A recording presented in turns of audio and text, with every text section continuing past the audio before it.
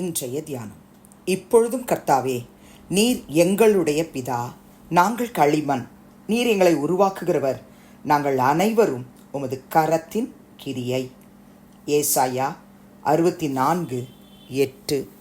ஆண்டவரும் இரட்சகருமாகிய இயேசு கிறிஸ்துவின் நாமத்தினாலே இந்த காலை வேளையிலே இன்றைய தியான நிகழ்ச்சியின் வாயிலாக உங்கள் ஒவ்வொருவரையும் சந்திப்பதில் நான் கிறிஸ்துவுக்குள் மிக்க மகிழ்ச்சி அடைகிறேன்.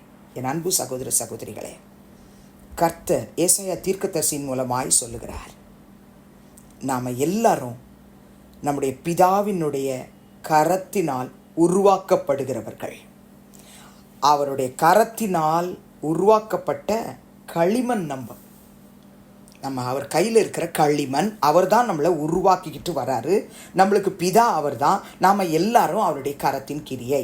யாரெல்லாம் கர்த்தாவே நீர் தான் என்னுடைய பிதான்னு அறிக்கை செய்கிறோமோ, நாங்கள் எல்லாம் உங்கள் கையில் களிமண்ணாக இருக்கிறோம் அப்படின்னு அறிக்கை செய்கிறோமோ, நீர்தான் எங்களை உருவாக்குகிறவர் என்று அறிக்கை செய்கிறோமோ, நாங்கள் எல்லாரும் உங்கள் கரத்தின் கிரியை என்று அறிக்கை செய்கிறோமோ, நம்ம வாழ்க்கையில் பிதாவாகிய தேவன் அவருடைய சித்தத்தை நிறைவேற்றும்படிக்கு நம்மளை ஒவ்வொரு நாளும் வணைந்து கொண்டே வருவார். நம்ம விட்டு கொடுக்கணும். நான் விட்டு கொடுக்கணும், நீங்கள் விட்டு கொடுக்கணும், நம்ம எல்லாரும் விட்டு கொடுக்கணும். பிதாவினுடைய கரத்தில் இருக்கிற களிமண் நம்ம ரொம்ப அழகாக எரேமியா தீர்க்கதரிசன புத்தகம் 18ஆம் அதிகாரம் 2-6 வரைக்கும் உள்ள வசனத்தை நீங்கள் வாசித்து பாருங்கள்.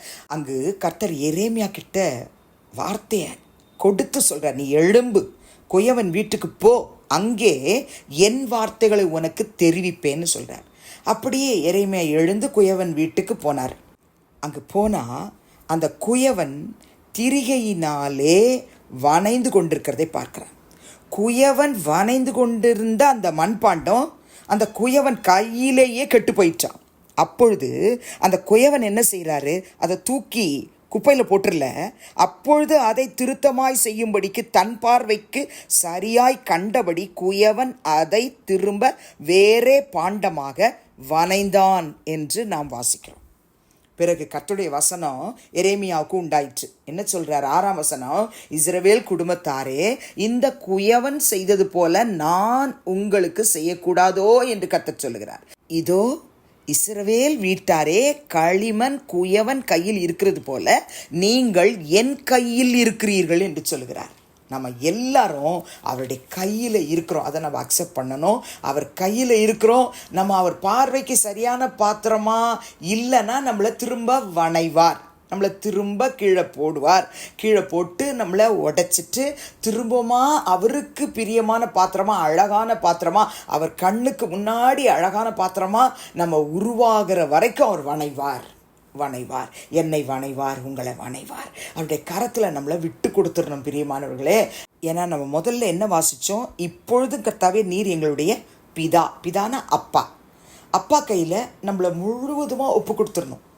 நாம் எல்லாரும் நம்முடைய பிதாவின் கையில் முழுவதுமாக டோட்டலாக ஒப்பு கொடுக்கும் பொழுது அவருடைய பார்வைக்கு திருத்தமாய் நம்மளை வணைந்து கொண்டு வருவார். நம்முடைய கண், நம்முடைய செவிகள், நம்முடைய நாவு, வாய், உதடு, நம்முடைய இருதயம், நம்முடைய கை, கால்கள், நம்முடைய ஐம்புலன்கள், உறுப்புகள், உள்ளிந்திரியங்கள் எல்லாமே அவருக்கு பிரியமான பாத்திரமா வணைந்து கொண்டே வருவார். அவர் நம்மளை கைவிட மாட்டார். ஏன்னா நம்ம அவருடைய கரத்தின் கிரியைகள் பிரியமானவர்களே. நம்ம அவர் கையில் இருக்கிற களிமண் என்று சொல்லி நம்ம ஒவ்வொரு நாளும் மறந்து விடவே கூடாது.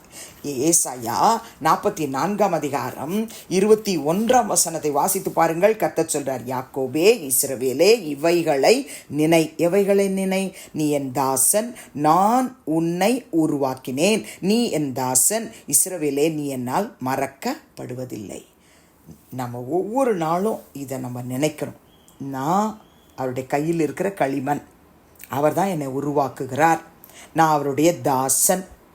அவரால் நான் மறக்கப்பட்டதே இல்லை, மறக்கப்படுவதும் இல்லை.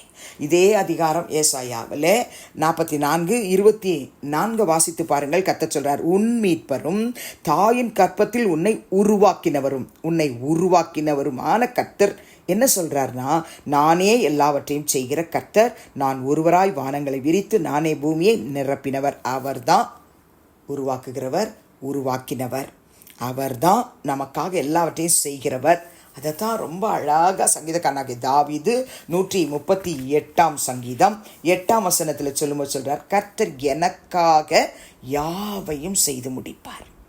1-2 மாத்திரமல்ல, யாவையும் என் வாழ்க்கையில் A to Z எல்லாவற்றையும் எனக்காக கர்த்தர் தாமே யாவையும் செய்து முடிப்பார். கர்த்தாவே, உமது கிருபை என்றும் உள்ளது, உமது கரத்தின் கிரியைகளை நெகிழ விடாதிருப்பீராக என்று சங்கீதக்காரராகி தாவீது சொல்லுகிறார். கர்த்தருடைய பிள்ளைகளே, நம்முடைய ஆவி ஆத்துமா சரீரத்தை அவர் கரத்தில் ஒப்பு கொடுத்துட்டப்பா, உங்கள் இஷ்டம் போல என்னை வணங்கன்னு ஒரு சின்ன ஜெபம் பண்ணலாமா? அன்பின் பிதாவே, இயேசுவின் நாமத்தில் இந்த காலையிலே நம்முடைய சமூகத்துக்கு நாங்கள் வருகிறோம். ஏசாயா 64:8 படி ஒவ்வொருவரும் இன்றைக்கு இதுவரைக்கும் உங்கள் கையில் முழுவதுமாக டோட்டலாக சரண்டர் பண்ணலைன்னா, ஒப்பு கொடுக்கலைன்னா இன்றைக்கு ஒப்பு கொடுப்பார்களாக. அப்படிப்பட்ட இருதயத்தை அவர்களுக்கு தருவீராக. அப்பா, நீங்கள் என்னுடைய பிதான்னு சொல்ல வைப்பீராக. நான் உங்கள் கையில் ஒரு களிமண்ணாக இருக்கிறேன்னு சொல்ல வைப்பீராக. நீங்கள் தான் என்னை உருவாக்குகிறவர் என்று அறிக்கையிட உதவி செய்வீராக. ஆண்டவரே, நாங்கள் எல்லாரும் உங்கள் கரத்தின் கிரியை என்று இந்த காலையில் நாங்கள் எல்லாரும் அறிக்கை செய்கிறோம். அப்பா, எங்கள் அப்பாவுக்கு பிரியமான பாத்திரமா எங்களை வணைந்திடுங்க. உருவாக்குகிற இரட்சகா, நீங்கள் எங்களை மறக்கிறதும் இல்லை, மறந்ததும் இல்லை, மறக்க போகிறதும் இல்லைப்பா. எங்கள் வாழ்க்கையில் நீங்கள் எங்களுக்குன்னு வைத்திருக்கிற எல்லா ஆசீர்வாதங்களையும் நீங்கள் கொடுத்து எங்களுக்காக யாவையும் செய்து முடிக்க போகிறதுக்காய் ஸ்தோத்திரம். தடைகளெல்லாம் எடுத்து போடுங்க, ஆசீர்வதிங்க. இயேசுவின் நாமத்தில் பிதாவே, ஆமேன். கிறிஸ்துவுக்குள் பிரியமானவர்களே, இந்த நாளிலே கர்த்தர் தாமே உங்களோடு கூட இருப்பாராக, உங்களை ஆசீர்வதிப்பாராக, உங்களை நடத்துவாராக. ஆமேன்.